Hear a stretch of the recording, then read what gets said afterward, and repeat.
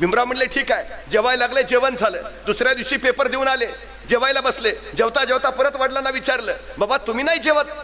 भीमराव तुमचं होऊ द्या, तुमचं झालं की मी जेवतो. तिसऱ्या दिवशी, चौथ्या दिवशी जेवता जेवता बाबासाहेब आंबेडकर आपल्या वडिलांना विचारायचे, बाबा तुम्ही नाही जेवत? आणि रोज वडिलांचं उत्तर ठरलेलं, तुमचं होऊ द्या, तुमचं झाल्यावर मी जेवतो.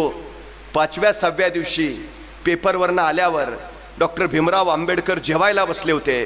जेवता जेवता अचानक त्यांच्या लक्षात आलं की मी रोज वडिलांना विचारतो, तुम्ही नाही जेवणार? आणि ते सांगतात, तुमचं झाल्यावर मी जेवतो.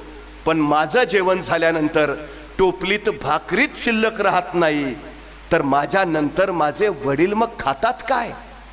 त्यांनी जेवता जेवता वडिलांना विचारलं, बाबा मी रोज तुम्हाला विचारतो तुमचं जेवण, आणि तुम्ही सांगता की भीमराव तुम्ही जेवून घ्या, तुमचं झाल्यावर मी जेवतो. पण बाबा माझं जेवण झाल्यानंतर टोपलीत भाकरीत शिल्लक राहत नाही, मग तुम्ही खाता काय? तुम्हाला भूक नाही का लागत? तसे रामजी बाबा म्हणाले, भीमराव माझी भूक या भाकरीनं भागणारी नाही. तुम्ही एवढे मोठे व्हा, एवढे मोठे व्हा की तुमचं ते मोठेपण बघूनच माझं पोट भरेल. भीमराव तुम्ही मोठे व्हा.